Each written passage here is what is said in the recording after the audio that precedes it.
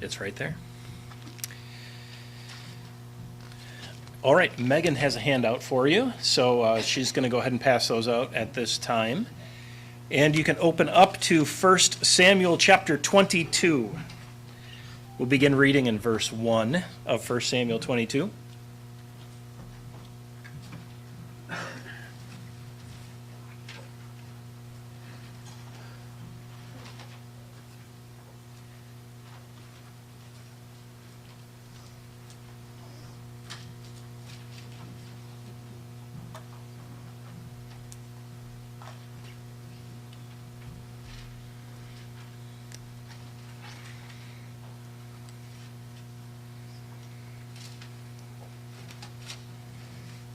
So I know you got a great interlude last week with Tom's little thing on the history of Jerusalem. I really enjoyed that. I don't know about you guys, but it was very good.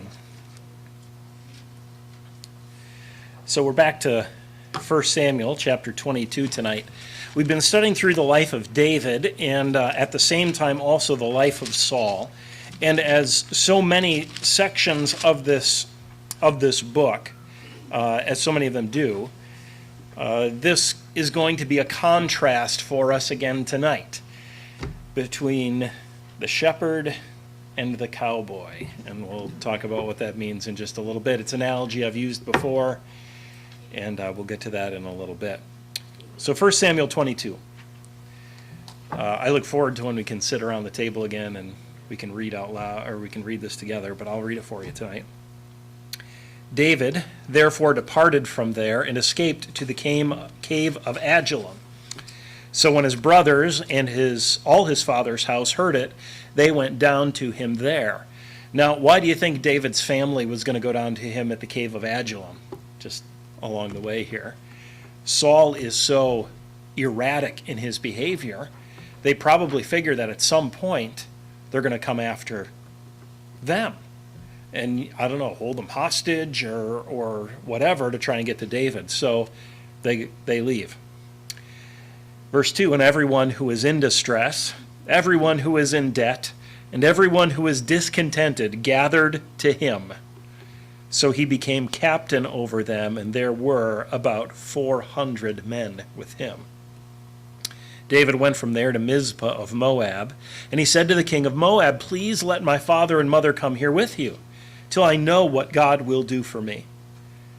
So he brought them before the king of Moab, and they dwelt with him all the time that David was in the stronghold. Now, we don't know where the stronghold is. It's a reference that maybe the people of that time would have recognized. But from the context of this passage, it appears that the stronghold is probably somewhere outside of the borders of Israel and probably in the land of Moab, is our best guess. Now the prophet Gad said to David, do not stay in the stronghold, depart and go to the land of Judah. So David departed and went into the forest of Hereth. Now if you want to, I put on your handout a little map down here that should give you maybe a little bit of a picture of where each of these places are. And in fact, if you want to follow David's progress, you can actually look at the numbers that are on the map if your eyes are good enough to see them there. And you can follow. One is up on top here, 2, 3, 4, 5. And now we come down to 6 and 7 is where Moab is. 8 is the stronghold. I think they have this listed in the wrong place, to be honest, but you'll notice there's a question mark on here. Because you remember, Gad tells David to get into Judah. Well, the stronghold here is in Judah. So why would Gad need to tell David to get into Judah if he's already in Judah at the stronghold? So, all right. And then you'll find number 9 there is the forest of Hereth. So if you want to follow along there while I read, that might help you to visualize some of what's going on. I know it's real hard in these segments of Scripture, if you don't know where these places are, to follow the story. It really helps to have a map. So verse 6. When Saul heard that David and the men who were with him had been discovered, now Saul was staying in Gibeah under a tamarisk tree in Ramah with his spear in his hand and all his servants standing about him. What does that leave you picturing? Saul with his spear in his hand. What has he done with that spear, by the way? Yeah. He's missed. But he's tried to kill people with it, right? So the picture that we're supposed to be getting, I believe, here of Saul is that he's mad. He's got a spear in his hand. And he's probably afraid of disloyal and people who are going to try and take over his kingdom. Then Saul said to his servants who stood about him, "Hear now, you Benjamites. Will the son of Jesse give every one of you fields and vineyards and make you captains of thousands and captains of hundreds? All of you have conspired against me, and there is no one who reveals to me that my son has made a covenant with the son of Jesse. And there is not one of you who is sorry for me or reveals to me that my son has stirred up my servants against me to lie in wait as it is this day." Kind of grumpy. Then answered Doeg the Edomite, who was set over the servants of Saul, and said, "I saw the son of Jesse going to Nob, to Ahimelech the son of Ahitub. And he inquired of the Lord for him, and gave him provisions, and gave him the sword of Goliath the Philistine." Now let's pause there for a minute. Is that accurate information?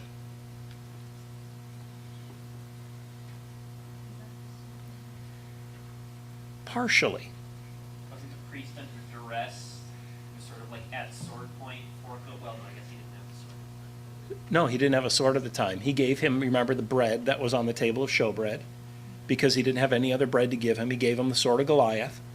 But he didn't inquire of the Lord for him. That's something that Doeg is kind of adding. So Doeg is giving him partial information. He gave him the bread and the sword because he liked him. Yes. Yep. And you'll see that as this plays out. You know, we talked about David's lie before and how that's a dangerous thing. You're going to see the fruit that lie bears right now. So the king sent to call Ahimelech the priest, the son of Ahitub, and all his father's house, the priests who were at Nob, and they all came to the king. And Saul said, "Hear now, son of Ahitub." He answered, "Here I am, my lord." So as he comes to the king, you'll notice how he is responding to the king. He says, "Here I am," what? "My lord." He is submissive to the king. And we believe up until this point, he believes he is being loyal to the king. Saul said to him, "Why have you conspired against me, you and the son of Jesse, in that you have given him bread and a sword, and have inquired of God for him, that he should rise against me to lie in wait as it is this day?" So Ahimelech answered the king and said, "And if I don't obey him, he'll probably kill me." And the king said to Doeg, "You turn and kill the priests." The priest, he didn't receive any direction or help other than the bread and the sword, but he wasn't really seeking God. He was running away. And what happens in this chapter is we see David finally turned that corner. And we looked in chapter 21 at how really fearful behavior never helps us move forward, but is always part of a downward spiral. And you're going to see in this passage that downward spiral for David really stop. And David is going to, in this passage, all of a sudden begin to hear from God and look to God. And ultimately, at the end of the chapter, we find have a direct connection to the Lord through Abiathar the priest. So this chapter kind of brings David in our story from running scared to now no longer alone. So let's look at this first part. Number 1 here. I think you got to move the mouse over there for me, kiddo. All right. Our big idea here today, leaders who follow God provide safety. Ooh, there we go, for their followers. Self-centered leaders push their followers into danger, or in this case, outright evil. So no longer alone. After running, that's your blank. You remember the last chapter is really David running away. After running, David eventually found refuge at the cave of Adullam near the border of Philistia and Israel. So you remember David had tried to go into Philistia, but they wouldn't take him there because Saul has killed his thousands of Philistines and David his 10,000s. By the way, that's repeated again later on. That little song was a real thorn in everybody's side, all right? So the place that David finds is kind of on the border. So now when David finally finds this place where he settles down, David's family, number two, came to Adullam to avoid possible attack from an unstable king. You know, you read in this chapter, I mean, you see how unstable Saul is. I mean, you talk about unhinged. This guy is unhinged. He is looking over his shoulder. He's angry at everybody. He literally has the best men in Israel. And all he can do is look around, point his finger, and say, you guys are all a bunch of losers. Why are none of you on my side? Well, they're all standing there. Nobody there is after Saul. The only person who thinks Saul is in danger is Saul. We're going to see that a little bit later on, because David is not even going to kill Saul when given the opportunity, as we keep reading this.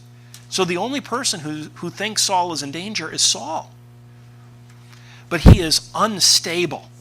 And all of this is going on. So David's family, like we said, probably runs away because they know sooner or later he's coming for them. So they go by David, and David collects, you notice what the Bible says, anyone who is in distress, anyone who is in debt, or anyone who is discontented. So what do we call that? Well, we call that, help me out here, Joe. We call that, yep, you got to leave the mouse there. We call that David's misfits and rejects. It's really what these people are, right? These are all people who are out of step with society.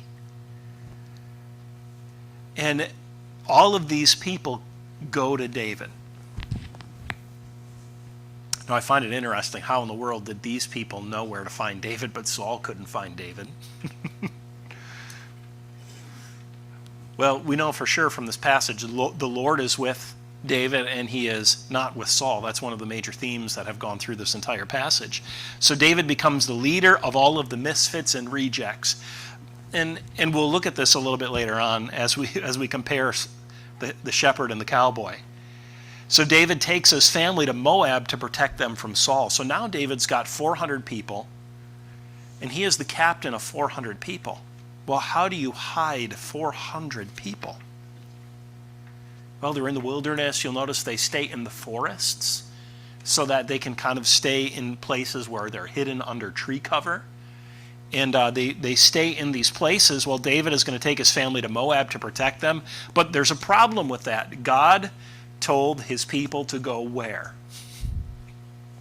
Into the land of Israel, right? And that land was marked really by the, generally speaking, from the Jordan River to the Mediterranean Sea, Mediterranean Ocean. So they're supposed to be in that land. Now, there was an exception. There were some tribes to the north, but David is now living in Moab. So the problem is when David's in Moab, he's really outside of the land of promise, and God doesn't want his children outside of the land of promise. So something happens in this passage, which I think is significant in this verse. David is going to hear a message from the Lord. Now, this is, I think, a great example of David's genuine faith in God. Because David is now in Moab. He is safe. His family is safe. His family's probably staying there by the king of Moab. David is in this place called the Stronghold. Okay, we don't know where that is necessarily, but it appears that it's outside of Judah, outside of Israel. But God comes to David, and he says, David, I don't want you out there. I want you here, in the land that I have given to your people, in the land of Israel. It's an interesting theme through the Old Testament. When people leave the land of promise, bad things happen. You can read through Genesis when Abraham leaves the land of promise. That's when he ends up in that lie, and all of a sudden his wife is in the harem of another king. Well, that's when they left. Same thing happened to Isaac. When you look at the beginning of the book of Ruth, David's great-grandparents, they leave the land of Israel and they go to the land of Moab. By the way, this is probably, why David is here, because he has his family connection, right? And they go to the land of Moab, and what happens when they're in Moab? Well, people die, and they, you remember Naomi says, I went out full and I came back empty. So call me bitter now. Because I don't want to be my precious one. I want to be bitter old lady. That's what she calls herself. Right? So there's this theme all the way through that when God's people leave the land, bad things happen. And God sends a message to David through the prophet Gad. Now this is one of the themes of this chapter as we see David's turning that corner. Chapter 21, David's running scared. There's no word from God. There's no seeking God. David is running.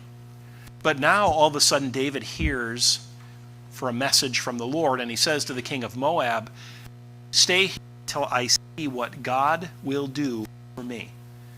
So see David's mind is now no longer driven by fear, but is looking to the Lord. David knows wherever he is, the Lord is with him. And he gets this message from the prophet Gad, who instructs him to return to Israel. But what's the problem with Israel? Saul's there, right? And Israel is dangerous, but if the Lord wants him there, where does David go? He goes back to the land of Israel. He knows he has to obey the Lord, so he does. So David returned to Israel's forest of Hereth when the prophet Gad instructed him to return to Israel.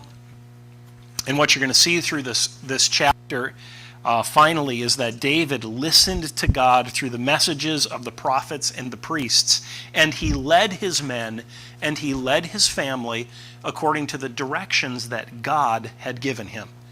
Now, there isn't anything in this passage that's really significant about David and his men. They didn't do anything courageous. But it lays a foundation for us in understanding David and his men in the wilderness, that David is following God, he's seeking God. At the beginning of the passage, we see him hearing from the prophet Gad. At the end of the passage, we see him inviting Abiathar, the priest, to come and to live with him. And Abiathar, by the way, according to the next chapter, is carrying with him something very significant. The Old Testament refers to as the ephod. And the priest was able to seek direction from the Lord using the ephod. This is probably a reference to the Urim and the Thummim of the Old Testament. So if you don't know what that is, that's a lesson for another time. But David is able to get direction from God because he has a priest and the ephod. He's listening to the prophet Gad. So do you see how David is being portrayed as one who is listening to and following the Lord? In contrast, we have Saul. Now, Saul, we already know, has turned his back on God and has been rejected as the king of Israel. God is not with him. The Spirit of God was removed from him. And as the Bible says, an evil spirit from the Lord came on him. We believe that a spirit had been sent by God to make Saul uncomfortable. Because I believe God didn't want him to remain comfortable in his disobedience. I think God is reaching out to him. God is trying to force him into some kind of penitent action. But Saul is too hard-hearted and he's too proud. So what happens next? Well, as you begin reading this, you find we get all of these clues that fear and distrust permeated Saul's court at Gibeah. So here's Saul. And all of the men around him, he's got guards around him, he's got a spear in his hand. I mean, we're supposed to believe, I think as we read this, that Saul is paranoid. He thinks people are coming to get him. And you can see the way that he treats the people around him. Did you hear what we read? I mean, he is accusing people. He is, just angry and bitter. He's distrustful of everyone. And he's fixated on David. That's number 2. Saul's envy caused an ungodly fixation on David and anyone who helped him. So Saul can't think about anything right now except David and the people who helped him. Now you'll notice this this disposition and this attitude that Saul is using, and that he's treating people in this particular way, it is driving all of the good people away from him. The best man in Israel is David, right? He's a wise, godly, courageous military leader. These are the guys you want around you if you're the king. But he's driving everyone away. So Saul just rips into all of the people around him, and we read this right in verses 7 and 8. Hear now, you Benjamites, will the son of Jesse give every one of you fields and vineyards and make you captains over thousands and captains over hundreds? All of you have conspired against me. And there is no one who reveals to me that my son has made a covenant with the son of Jesse. You are against me. My son is against me. David is against me. There is not one of you who is sorry for me or reveals to me that my son has stirred up my servant against me to lie in wait as it is this day. So Saul believes everyone is against him. But remember, there's only one person who thinks people are out to get Saul, and it's Saul.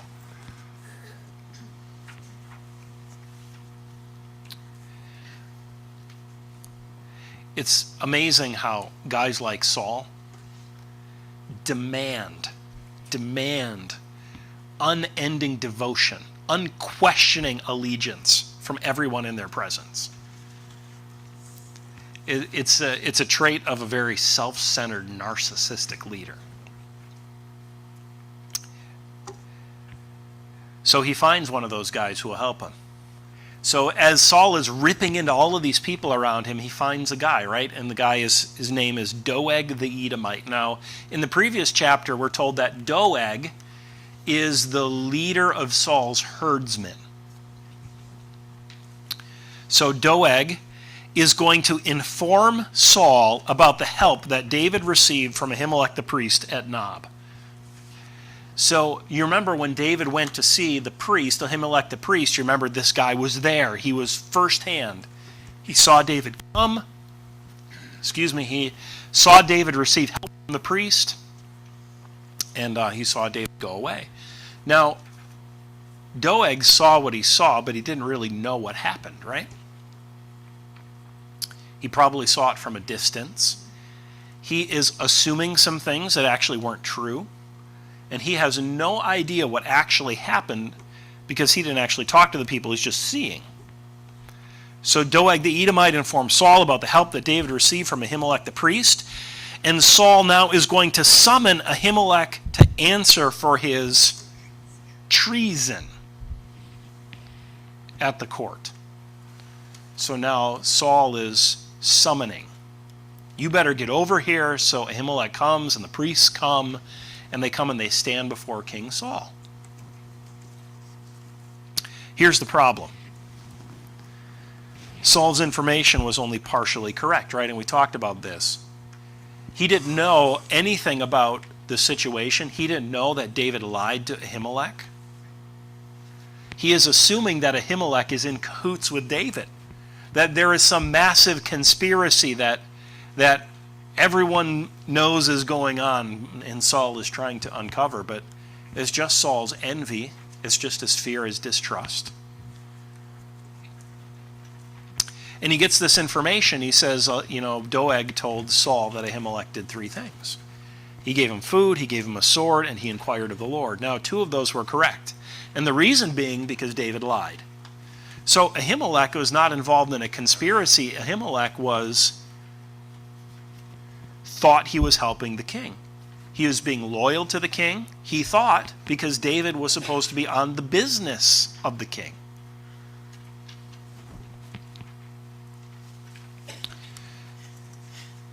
So Ahimelech truly believed that David was on the king's business because David had lied to him. And we talked about this last time. And this is why lies can be so dangerous, because you can never control what grows when you plant the seed of a lie. And while David was responding in fear, the fruit that this lie is going to bear is ultimately the death of the priest. Now, is it David's fault? Saul's unhinged.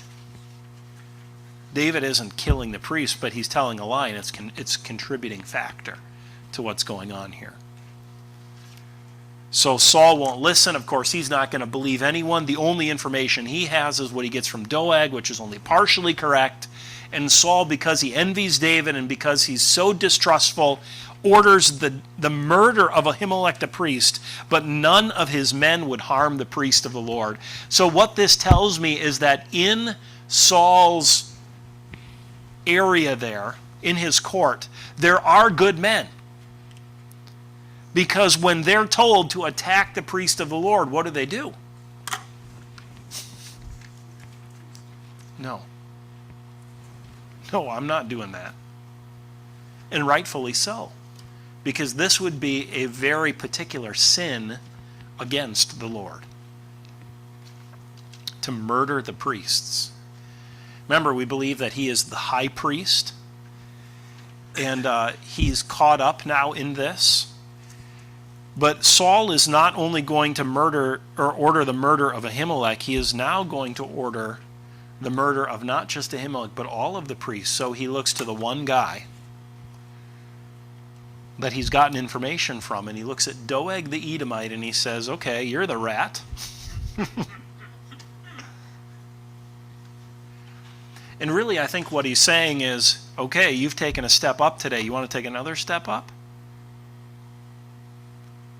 So Doeg kills.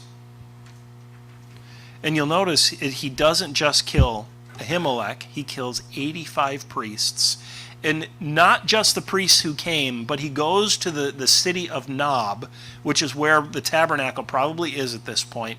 And he goes to this place and he kills the remaining priests. He kills their families. You notice the Bible says even as far as the women and the nursing children and their cattle.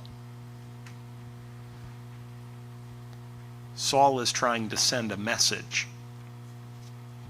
Fear and intimidation. They mess with you. That's the message Saul is sending. But again, does Saul need to send this message?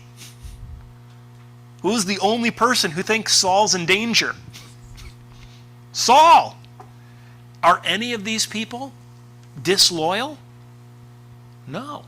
None of these people are disloyal. But Saul doesn't want to take the time to find out what actually happened because he is afraid and he is angry. By the way, afraid and angry is a really dangerous place to be, isn't it? Because afraid and angry puts you in a position to make some really bad decisions. So when you're afraid and angry, don't make decisions. Right? So that's where Saul is. Only one guy escapes. Did you guys get these? Saul ordered the murder of Ahimelech the priest, but none of the men would harm the priests of the Lord. Under Saul's orders, Doeg the Edomite killed Ahimelech 85 priests, their families, and their cattle in the city of Nob. And in the end, Abiathar the priest escapes. One guy from the priesthood escapes. Abiathar the priest. And where is he going to go?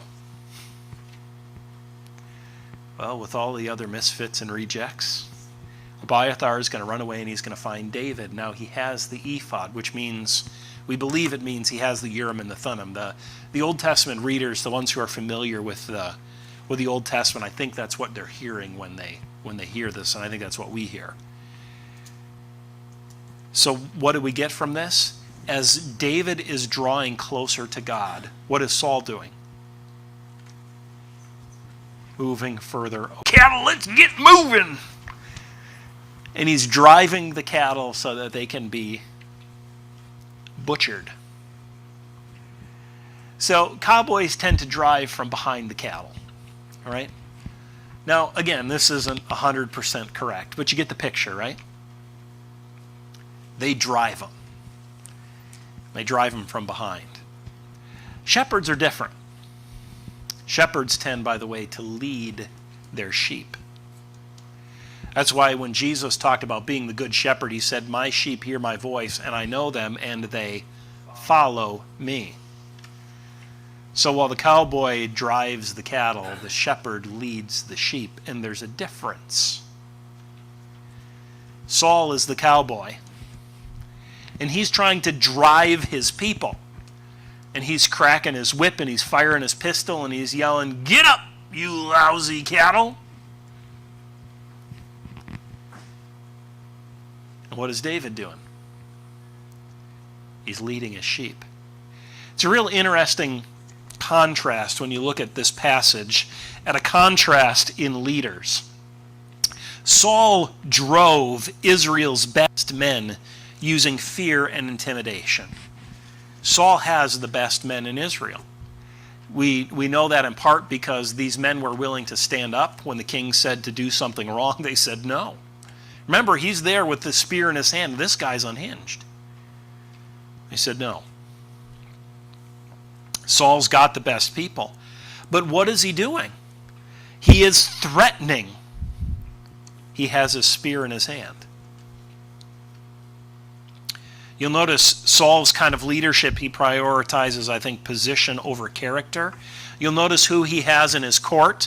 Of the 12 tribes of Israel, who is it there that's closest to him and around him? He says, hear now you Benjamites. What do we know about Benjamites? Saul is from the tribe of Benjamin. So he has closest to him the people who are of his tribe. Now, the Bible doesn't make a comment here about their character, but it seems like Saul looks at maybe the lineage of a person before he looks at the quality of a person, because we do know that David, the most quality man in Israel, has been driven away. So Saul prioritizes, I believe in this case, position over character. He says, okay, you're Benjamites. You can be close to me. When he should have been prioritizing really men of character. Number 3, Saul is going to dangle rewards. Would you guys all help me? You remember he did this with David, right? Go kill some Philistines. You can be my son-in-law. See, Saul is counting on selfish motivations among people. Now, why is he counting on selfish motivations in the people that he's leading? Because that's what he is motivated by. Saul's heart wants pride, or is full of pride. He wants position, he wants power, he wants money. So he's naturally assuming that the people around him will be motivated by the same things. So he's dangling rewards in front of them. Can David give you fields? Can David give you vineyards? Can David give you positions of leadership? So he's trying to motivate people by dangling rewards in front of them. Number 4, Saul is accusing his men of treason and treachery.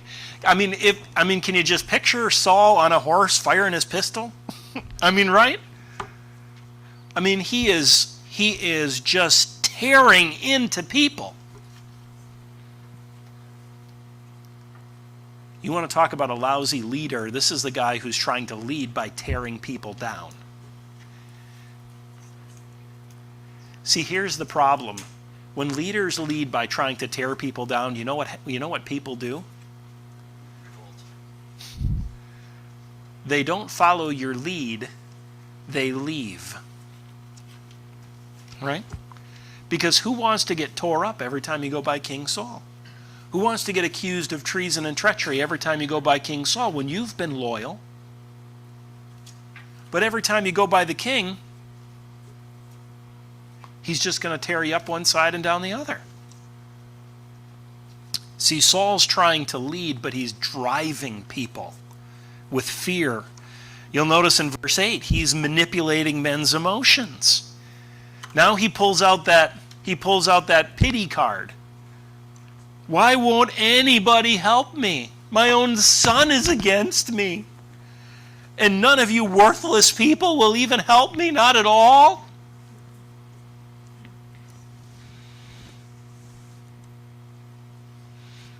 In essence, Saul looks at all of his people and he says, why won't all you worthless people help me?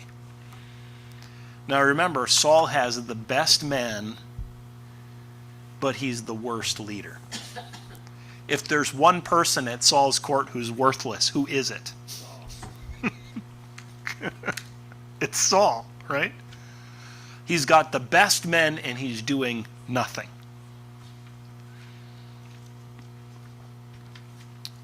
Ultimately, Saul dishonors God, right? He dishonors God in the way that he leads his people. He dishonors God in the way that he personally walks. And he dishonors God in the way that he treats the priesthood and the worship of God. He dishonors God in everything that he does. So what are the results? What are the results when wicked people lead? Wicked people rise, and good people withdraw. Where's David, the best man in Israel? He's running away. All these people in Saul's court. Who's rising in Saul's court? Doeg the Edomite. Right? And this is the kind of guy who is willing to murder innocent priests, their families, and their children. He's killing women and children, and this is the guy who's on the rise in Saul's court, gaining new position and power. So when you lead by tearing people down, who rises up? Evil people. I think there's a lesson to be learned here about Saul's negative leadership. Now, Saul's going away from God to begin with, so everything's bad, right? So, I mean, if you want to pick out one single factor, I mean, how do you pick out one single factor in all of this? Saul's disobeying God. He's going away from God. Everything's bad. But look at David on the other hand. Look at the contrast. David cultivated a cohesive unit out of society's rejects. So if you really want to look at this, who has the worthless people? Right? Who has the worthless people? David has 400 people that are runaways, debtors, rejects, and misfits. So if one of these two guys ought to be looking at the people around him saying, what a bunch of worthless people, who should it be? David. But there are no such thing as worthless people, because we're all God's children and God can do great things with anyone who's willing. Notice, number one, David accepted people who are out of step with society. Those are all those misfits and rejects, right? All the people who are running away because they can't be around Saul, or for whatever reason. Maybe some of them were legitimately in trouble, like should have been in trouble. We don't know. We know what you read, what I read. But you'll notice, while Saul is pointing the finger at everyone else, when trouble arises because of David, what does he do? Look at verse 23. When Abiathar comes and David hears that all the priests had been murdered, what did David immediately say? That worthless Saul, boy, he's a loser. What does he say? You know what, that was my fault. I lied. David, by the way, I think is going to make this up to Abiathar later on by making Abiathar the high priest. Abiathar is going to become the high priest under David's reign. And I think that's David's way of saying, you know what, I was responsible because of my lie for the murder of your family. This is what I can do to try and make amends for what I have done. So David is going to acknowledge the fact that he has shortcomings and he has failures.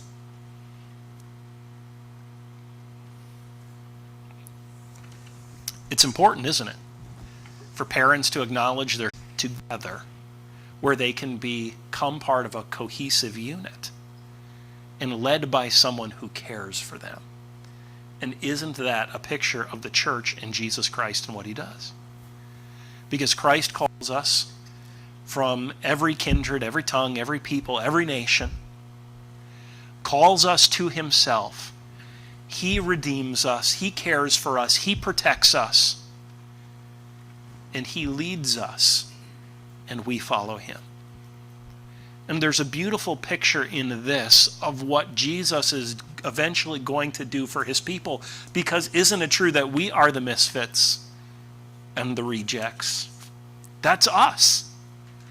But you know what? When you have a leader who cares for you, the way David cared for these men, for his family, the way he protected them and led them, it doesn't matter where you come from, because under the leadership of a good shepherd, you can find a place of usefulness and service.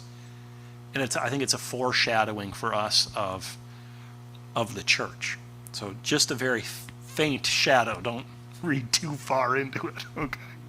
But just a faint shadow. Ultimately, when you look at the end, David led his men in the direction that God commanded.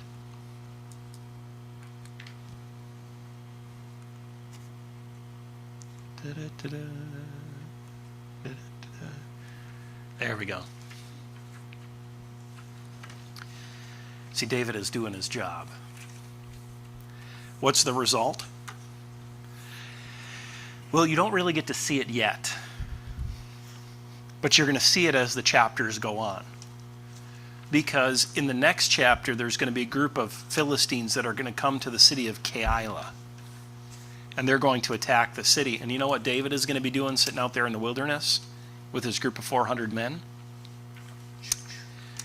God, the Philistines are attacking. Should we go do something about this? And David is going to inquire of the Lord, and he's going to lead these misfits into battle. And you know what's going to happen? You can read the next chapter, but I'll guarantee you it's good. Because these 400 people, the misfits and rejects, under good leadership, are going to become something. And in fact, out of this group of misfits and rejects, we're eventually going to see David's mighty men are going to come from this group of people. Some of the mightiest warriors. They were nothing, but they had a chance to become something. These marginalized people grew to act together in courage and faith because they had a place where they were safe and where they were accepted and where somebody led them and cared for them and pointed them toward God. And that's what we want in a church today, right?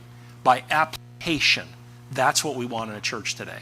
We want people to know this is the place where you are safe and accepted in Christ, right?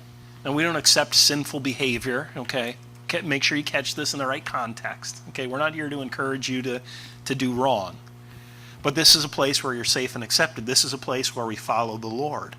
This isn't the kind of place where we drive you with fear and intimidation. That's not what the church is ever about. And that kind of leadership has no place, because what it does is it pushes good people away and it allows evil men to rise. So that style of leadership is one that doesn't work well. See, because leaders who follow God provide safety for their followers. Self-centered leaders push their followers into danger and even sin. So there's a cowboy and there's a shepherd. So we have a great contrast here. So you pick. Which one would you rather be with? And like I said, this is a beautiful picture for us of Jesus.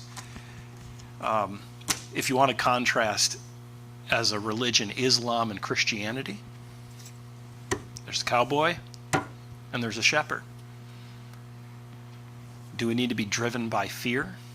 About the Christian worldview in opposition to the atheistic and pantheistic worldviews. So, like my dad said, there's no middle ground, okay, is true, and there's a reason for that. And the reason is because one simple question will determine the outcome of everything that you believe. And it's the question, does God exist? And then the second question that will ultimately determine the rest of that is, what is God like? So does he exist, and what is he like? If you answered those two questions for me, I can tell you, if you're consistent with your belief, what you'll believe about everything else. Because those two questions are foundational. So I want to do that on Sunday nights, because I want to help you see the underpinnings of what's going on today, because it's theology. The reason we have what we have today is because of theology. Good theology and bad theology. So that's what we're going to be doing together on Sunday nights. And then on Wednesdays, we are going to have Bible study in October. We're actually going to jump back into our Foundations study books. We're going to split up into a couple of groups here in the building, and we're going to go into we're going to continue in our Foundation study books that we were doing over Google Meet through the course of our closings there. So that's what we're going to do on Wednesday nights. So Wednesday nights we'll have no nursery, we'll have no children's ministries. The kids who come, they can just be in the room with us, or they can stay at home, or they can be part. But we're actually not going to do anything for children's ministries on Wednesday night. The ultimate goal of Wednesday nights will eventually be to break up into small groups and be part of groups that are meeting to study together, either in the building or eventually later on maybe in homes, but that's later on. But we want to make sure we're studying the Bible together. So that's the eventual goal. All right? If you have any questions, please feel free to come see me. Well, Saul wasn't any different than a lot of other leaders with power, whether they're